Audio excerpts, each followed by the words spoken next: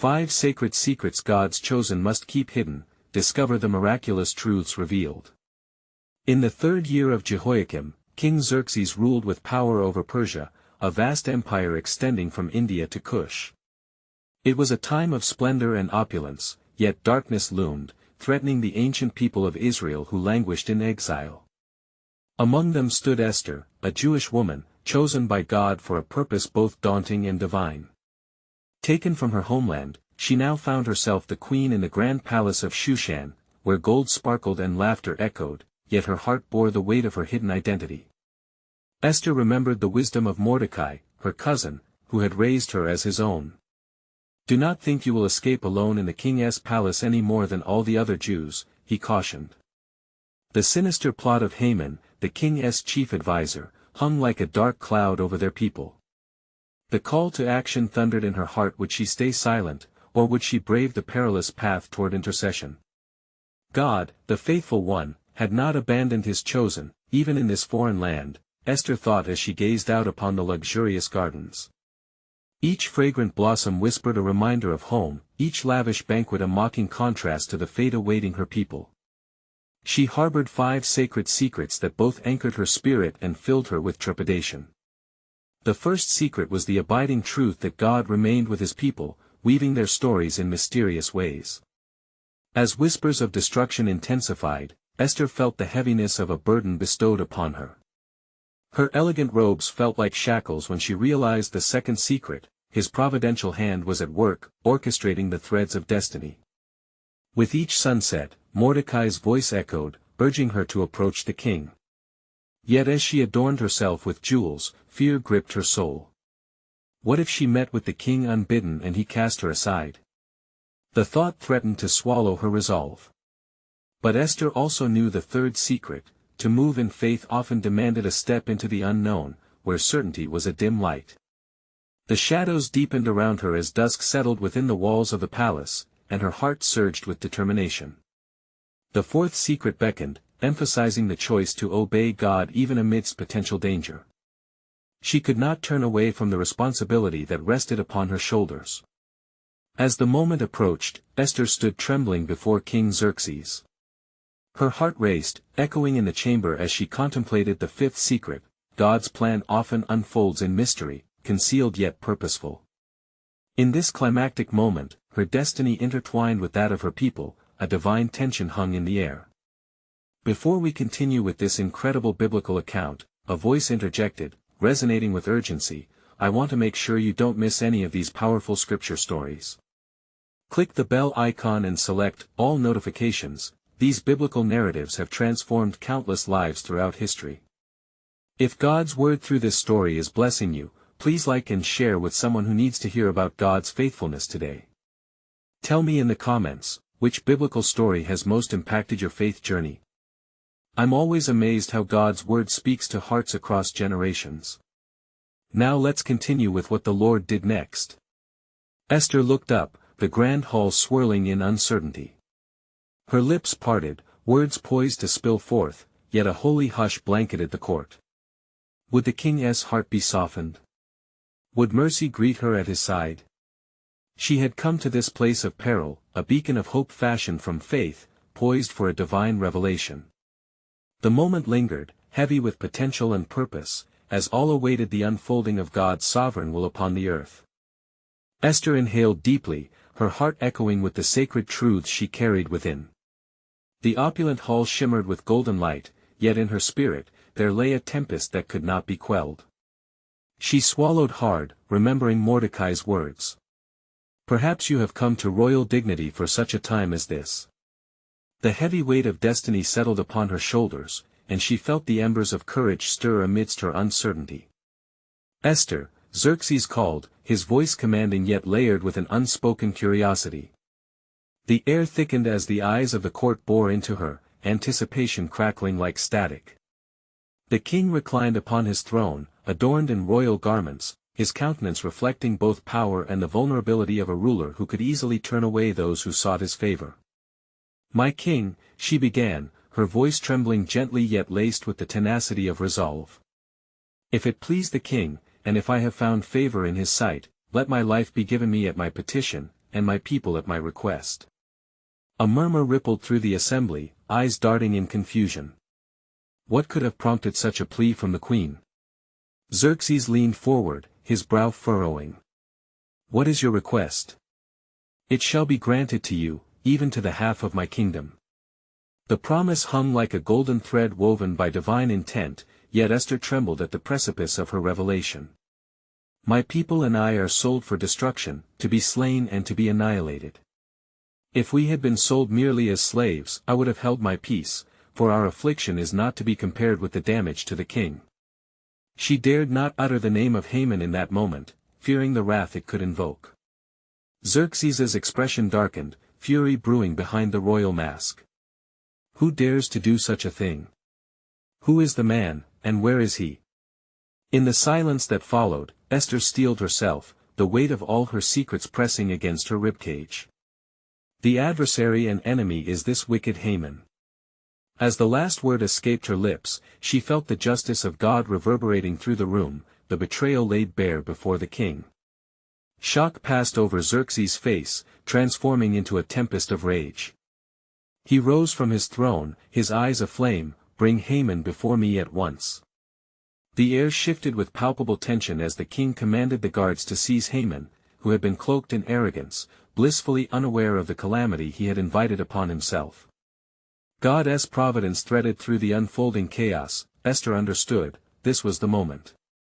She had taken her stand and called forth a revelation that would shake the very foundations of the empire. Haman's downfall would be the dawn of hope for the Jewish people. But even in this pivotal moment, a deeper veil of divine mystery enveloped the scene. As Haman was brought forth, a dread shadow began to loom. The king's fury would not simply end with a single moment of vengeance. What was it that lay ahead for Esther and her people? The echoes of God's justice reverberated throughout the empire, yet the path would grow darker before light would pierce through. And thus the intrigue deepened. Would faith prevail amidst the coming storm? Esther pondered, unaware that greater destinies were being woven in heaven as her story intersected with the fate of nations. For indeed, the heart of the king is in the hand of the Lord, he directs it wherever he wills. But what new trials awaited Esther in her bold step of faith? The tapestry of God's sovereign plan began to unravel, leaving the court breathless in anticipation as the divine narrative unfolded. As the guard seized Haman, an ominous silence swept through the hall, thick with a tension that seemed to strangle the very air. Esther's heart raced, each beat echoing the sacred call of courage that had brought her to this decisive moment. The people murmured, their faces a kaleidoscope of shock and anticipation, reflecting the turmoil that resided within. Xerxes, his chest heaving with outrage, glared at Haman, who stood now bewildered and trembling before the throne. The king's voice rang across the hall, fierce and demanding. "What treachery have you dared to plot against my queen and her people?" The fury of his words struck like thunder, resonating with the authority of his reign. Haman's eyes darted about, seeking a path of escape even in the midst of his imminent ruin. "My king," he stammered, his confidence melting like wax before the flame. "Do not be hastily misled by the words of the queen. It was an edict, a decree cast into the shadows of mischief silence." Xerxes roared, cutting through Haman's feeble defenses as though they were straw. "Your schemes are laid bare. You sought to destroy my queen's kin." The court, captivated by the unfolding drama, leaned forward, straining to witness the divine justice that was about to manifest. Esther, emboldened by the Spirit of the Lord, could hardly contain the swell of righteous indignation within her soul. "O king," she interjected, her voice steady though her hands quivered, "not only have I laid bare his plot, but it is my people he has condemned to the sword. I implore you, let justice be your guide today, for it is the Lord who works through your heart."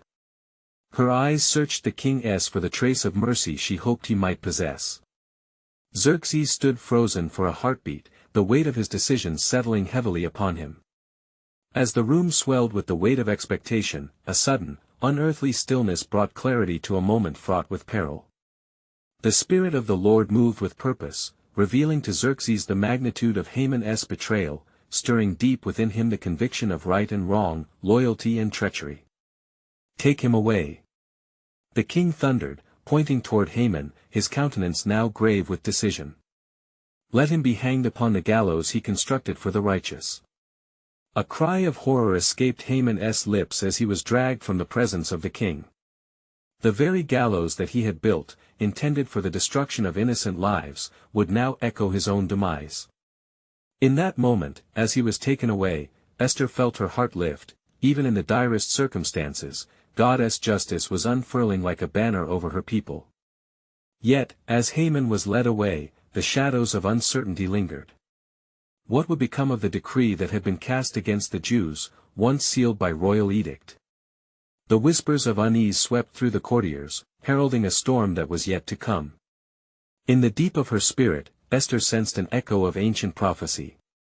Mordecai had once said, "For if you remain silent at this time, relief and deliverance will arise for the Jews from another place." Esther 4 verse 14, yet Esther had been appointed, chosen for this very purpose. Wasn't there still a deeper purpose yet unfulfilled? As the remnants of the king's wrath faded, her divine calling remained stirred within her. What further actions must she undertake to secure the safety of her people? The clock of God's design ticked ever louder in her heart, but the path ahead remained shrouded in divine mystery. With a surge of faith, Esther resolved that she would plead once more before her king. There was a need for a new decree, one that would undo the previous destruction. The air trembled with anticipation. The saga of her faith had only just begun, with the tapestry of God's sovereign plan shimmering with new twists in the loom of destiny. For indeed, even now, the heart of the king was still in the hand of the Lord. Surely, revelation awaited, and the depths of God's unfolding providence would soon bring forth a deliverance yet unseen. Esther's spirit ignited with purpose, and she found herself steadying her breath, for before her was the king, a man of great might, yet bound by sacred intent. As the memories of Haman's fall echoed, she realized the critical moment had not yet passed.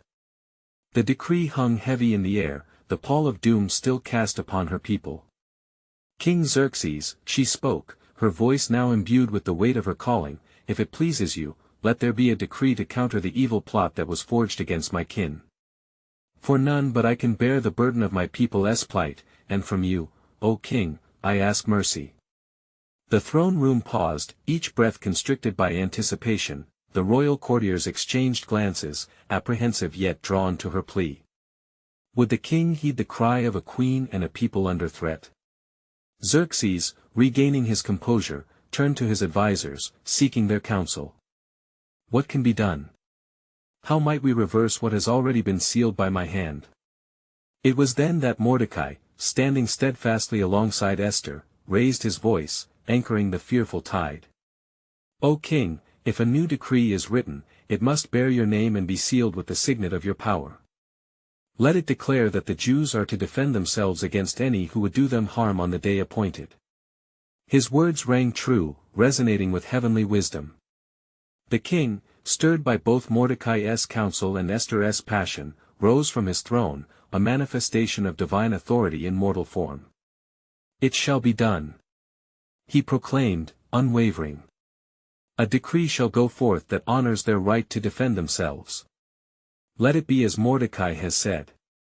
The scribes hurried forth, parchment and ink in hand, to record the new edict, the quill scratching out a new destiny. The tumult in Esther's heart softened as she witnessed the unfolding of God's will through floundering hands. As these matters transpired, a whisper of prophecy trembled in the air. The promises of the Lord weighed heavily on all present. For in that moment, the threads of fate converged, weaving a tapestry of hope across the expanse of despair. The courtiers marveled at the swift turn of events. The news of the new decree spread with urgency as messengers were sent to every corner of the kingdom, and soon there were celebrations among the Jews. Deliverance had been proclaimed, and the spirit of thanksgiving permeated the air as they felt the flicker of life in their hearts once more. Yet, the shadows loomed still, and Esther pondered deeply. How would this victory manifest? Would her people rally in faith, emboldened by their newfound decree? The weight of their salvation bore down upon her. She understood now, the true work of God was double-edged, a decree of deliverance, yes, but peril still lurked in the hearts of their enemies. In the sanctuary of her chambers, Esther knelt before the Lord, the weight of her people resting upon her shoulders. O Lord, guide us in our time of need. Let not my people falter as they stand for justice. Show us the pathway ahead, the final act of your holy covenant. As the evening shadows stretched long across the land, a soft light ignited in Esther's spirit, illuminating the path before her. The promise of deliverance was emerging, yet what remained in store was yet to be revealed. A divine clash of wills still loomed, and God's plan teetered upon the brink of revelation. For even as the decree of hope had been issued, darkness still seeped forth from Haman's demise. The enemies of the Jews were not yet quashed, and soon, a day of reckoning would come.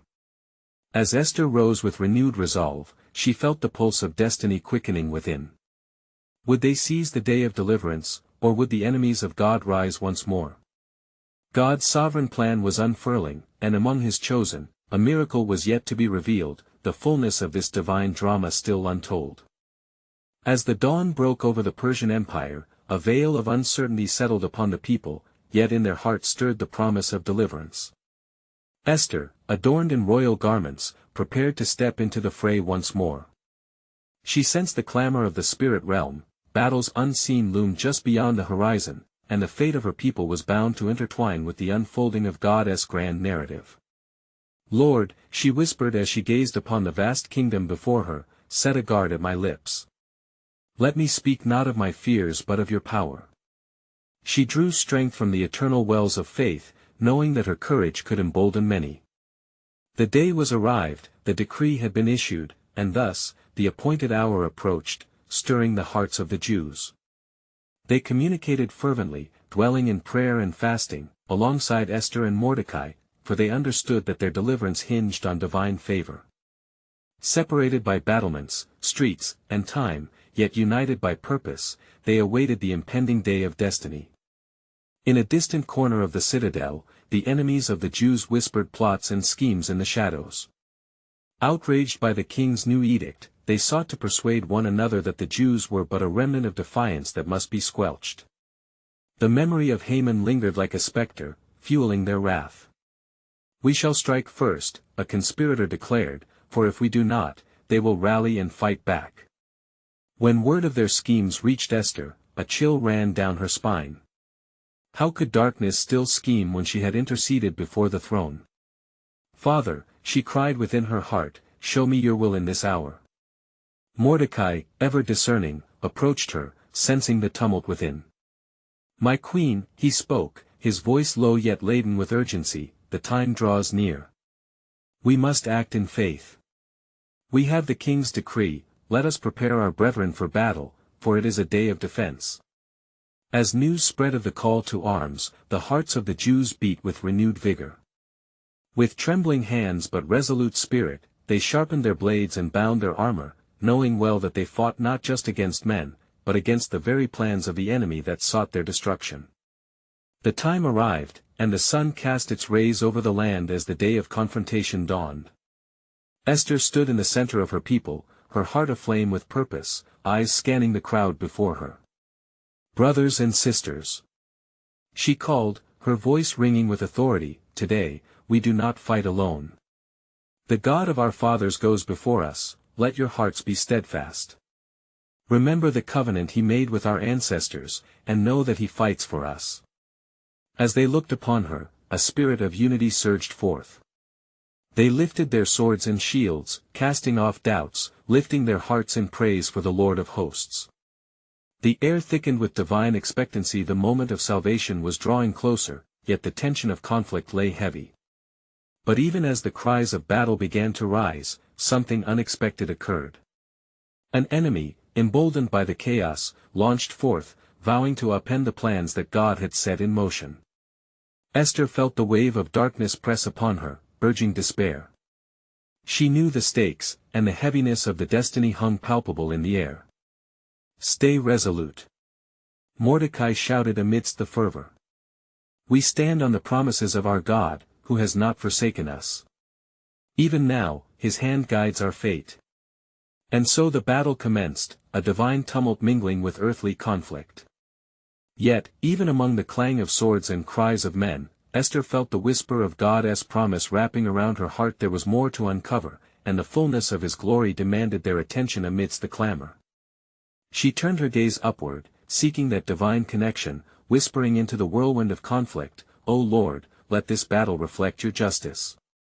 As we stand firm in faith, reveal your sovereign plan to bring forth deliverance." In that moment of fervent prayer, a realization dawned upon her, a prophetic unction, a revelation of hope. That the outcome was not mere victory or defeat in human terms, but a testament to God's faithfulness, a new chapter unwritten but tinged with the ink of divine authority. The destiny, she sensed, went beyond the present fray. A greater deliverance awaited beyond the horizon, a sacred truth yet to be revealed. For even amid the storm, God's profound secrets lay hidden, waiting for those who would seek Him earnestly. Thus, while the battle surged with fervor, Esther lifted her voice in anticipation of what was to come. The miracle was not merely in the fight but in the unfolding of God's sacred plan, a mystery of grace woven even through darkness. As the clamor of battle engulfed the hearts of the people, a divine stillness wrapped itself around Esther. She closed her eyes, feeling the weight of her people's hopes pressing upon her like a mantle. The din of metallic clashes and cries for mercy painted a backdrop against which God's voice beckoned. It was as if the heavens held their breath in anticipation. Esther, amidst the turmoil, found her footing upon the solid rock of faith. She recalled the words of her cousin Mordecai, "For such a time as this." Those words echoed like a clarion call within her spirit, imbued with sacred purpose. The promise of God's presence was palpable, a reminder that she was not alone in this daunting hour. As the battle raged on, she raised her sword, though her true weapon lay in the depth of her prayer. "O Lord God of Israel," she cried aloud, her voice piercing through the chaos, "let every sword drawn against us find its match in the light of your glory. Show forth your might, and let the world see your deliverance." The strength of the covenant echoed in her plea, reaching beyond the immediate fray, anchoring her people in hope. Then came a cry from the front lines, a voice filled with urgency. It was Haggai, the king's eunuch, rushing to her with eyes wide. "My queen! The forces of the enemy surge beyond the walls. They rally fierce like lions, seeking to break our spirit." Yet, a fire ignited within Esther's heart. "Did we not know that we walk in the shadow of trials," she proclaimed boldly, "but we shall not fear, for the Lord is our shield." In that declaration, she felt a surge of unity among her people, their hearts aligned with her, emboldened by faith. Rallying to her, the men and women prepared to press forth in battle. Mordecai, standing tall, echoed her call as a leader of the Hebrew nation. "Brothers and sisters," he shouted, "the God who led our ancestors through the sea and into the promised land is with us still. This day shall be a sign of His glory among the nations." And thus, the tide surged as the Jews fought valiantly, memories of their forefathers flooding through their veins, emboldened by God's covenantal promise. Yet, within that very moment of fervor, a shadow flickered hidden deep in the recesses of the enemy's camp. An advisor to the king, steeped in deceit, sensed the faltering of their offensive. He ran to Haman's ancient seed, the threads of despair lingering still among those who harbored bitterness. "It is the crown's edict that gives them hope. We must manipulate the king's decree, twisting it to our favor." Thus they plotted, dark schemes aimed at turning the heart of Artaxerxes against Esther and her people once more. Meanwhile, Esther remained vigilant, the fear of annihilation stirring new resolve. "Pray, my brethren. Let our cries ascend like sweet incense before the Lord, for we have not yet seen the end of this fight." She turned her eyes once more toward the heavens, transcending fear to embrace the profound truth hidden in the shadow. God had woven a tapestry of salvation that only He could unravel. As they fought, the ground beneath their feet trembled with divine presence, and the air surged with anticipation. The whispers of God were stronger than the howls of the enemy, as though the very earth groaned under the weight of His promises.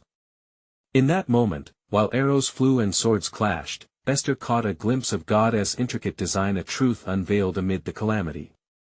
She felt the stirring of something greater, a divine crescendo building within her spirit. Holy One of Israel, she whispered almost inaudibly, I trust in your everlasting plan, for even in this turmoil, your hand is setting the stage for a deliverance that will astound the world. With her heart ignited by faith, Esther stepped forward, positioning herself between her people and the encroaching dark. It became abundantly clear, this battle was not merely for survival, but for the revelation of God's glory among all nations. A truth deeper than mere flesh and blood awaited revelation, and she longed to grasp it. For she sensed, in her heart, the unfolding of a mystery, one that whispered of God's sovereign will weaving through the apparent chaos. The dawn of a miracle awaited just beyond the horizon, as Esther clenched her sword, prepared to embrace not just victory, but a profound understanding of grace unveiled in the face of tribulation. The air crackled with tension as the clash of swords and cries of the wounded filled the skies, but amidst the chaos, Esther remained steadfast, her faith a radiant light against the shadows creeping toward her people. As the fierce battle surged all around them, the whispers of victory and defeat intertwined, threatening to drown out the covenant assurances of God. With her sword raised high, Esther saw not just the immediate threat but the deeper battle, the spiritual warfare that raged in the unseen realms. O Lord of hosts, she prayed fervently, inspire our hearts with courage, that we may not falter. Let every scheme of the enemy crumble under the weight of your glory. The words poured forth with divine fervor, and the people around her seemed to draw strength from her declaration. Each soldier, emboldened by her faith, pressed forward. The hearts of the faithful sang in a symphony of trust, their voices a thunderous wave rising to heaven. Mordecai, still resolute by her side, glanced sideways at Esther, perceiving the intensity in her gaze. We are not forsaken, he yelled, calling upon 100 grateful hearts. For if God is for us, who can be against us? The echo of his conviction swelled through the ranks, igniting a fire within every warrior's soul. But deep within the enemy's camp, wickedness conspired beneath the cloak of night. Haman's seeds of despair were sown anew, for he commanded the hearts of men, whispering lies that twisted the truth. The queen has deceived the king. They have but the veil of foundation in the edict of the crown. We will lay waste to their hope. His words were like poison, dripping from his tongue, and those who listened began to murmur their doubts, seeds of treachery sown amongst their ranks. Yet, even in the face of such schemes, God's hand was discernible, weaving his plan through the treachery. For lo! Amidst the clamor of battle, Esther felt the heartbeat of God echoing within her. A sudden clarity washed over her, a revelation that transcended the moment. This battle was a reflection of God's ultimate victory, a divine assurance that his covenant with his people would never be thwarted. Mordecai! She shouted, a resolute smile spreading across her face. Gather the people, let us commune with the Lord and fast. I shall venture once more to the king, for I sense that this is the pivotal moment of which prophecy has spoken. Her heart raced with anticipation, for she knew that obedience to God's call might just tilt the scales of fate.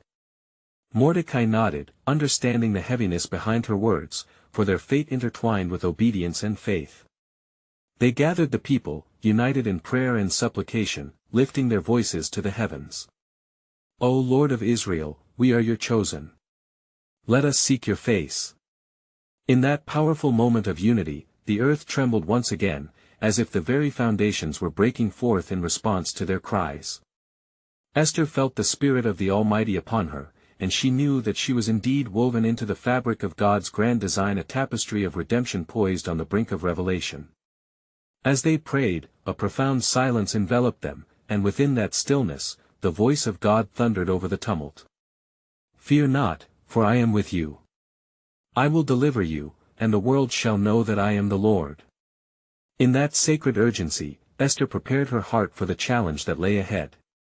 I will go to the king, and if I perish, I perish. She vowed, steeling her resolve with every heartbeat. And just as she prepared to take her courageous step forward, a shadow stirred, the whisper of fate intervening at the apex of God's purpose. As she stood at the threshold of destiny, an unsettling thought gripped her heart. What if the king's heart was hardened once more? This was not merely a temporal struggle, it was the unfolding of God's eternal promise, veiled in human frailty and divine sovereignty. The tapestry of her people's deliverance remained intricately woven, teetering on the edge of divine providence waiting to manifest. And thus, the dawn of revelation awaited on the horizon, for hidden within the heart of this perilous moment was the tender design of the Almighty, a secret blossoming in the face of trial, yet to be fully unraveled before the eyes of man. Unbeknownst to Esther, the story of triumph and betrayal would converge upon that very hour, setting the stage for an astounding display of God's unwavering faithfulness. As dawn broke over the horizon, painting the sky with hues of gold and crimson, a sense of urgency enveloped the gathered people. Esther understood that she stood on the precipice of fate, with her heart aflame with resolve. "O Lord, guide my steps," she whispered fervently before stepping away from the encampment of her people, the air thick with prayer and hope. With each footfall echoing her deeper purpose, Esther approached the royal palace. Memories of past encounters with King Ahasuerus flooded her mind, the nights spent in vulnerability and longing for acceptance in a court that had often seemed distant. The weight of her trust rested in the Lord, for she recalled his promise, "I will be with you and will bless you wherever you go," Genesis 28 verse 15. But even as she drew nearer, she sensed the oppressive weight of the kingdom's opposition.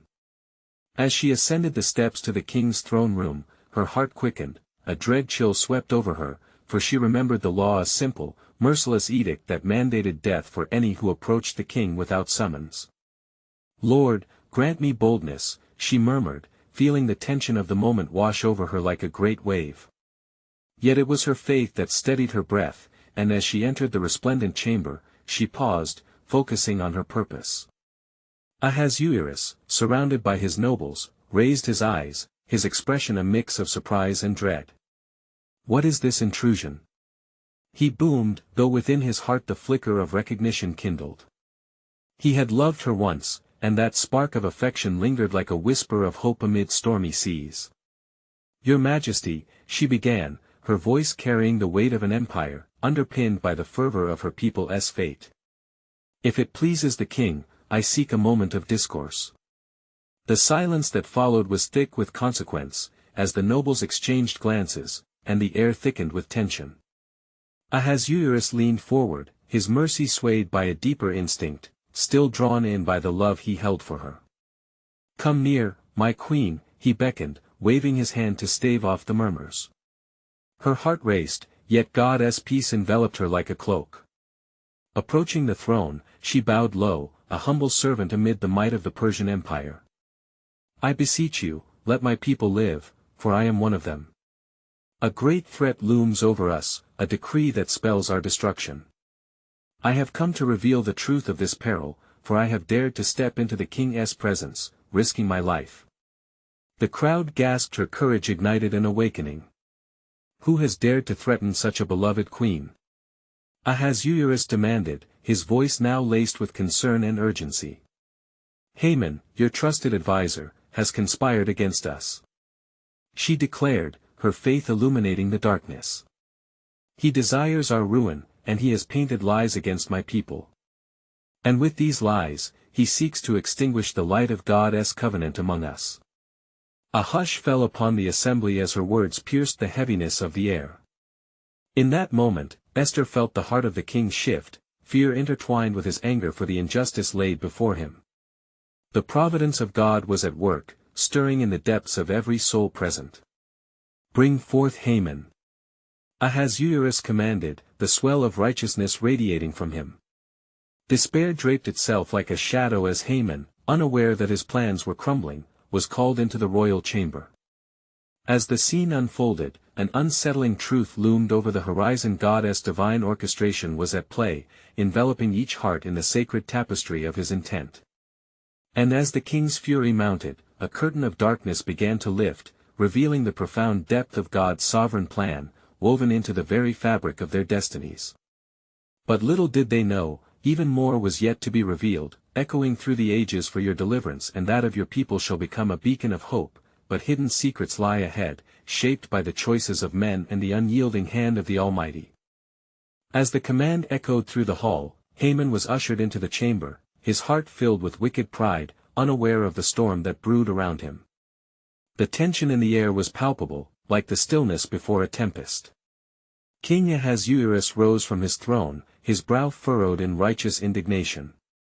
"Haman," he proclaimed, his voice resonating with divine authority, "you have brought treachery upon my kingdom and laid snares for my beloved queen. Tell me, what have you conspired? What wickedness lies behind your deceit?" Haman's confidence faltered for the first time. "Your Majesty," he stammered, "it is but a mere decree against a people who refuse to bow before the greatness of Persia. They are a stubborn lot, and their customs defy our laws.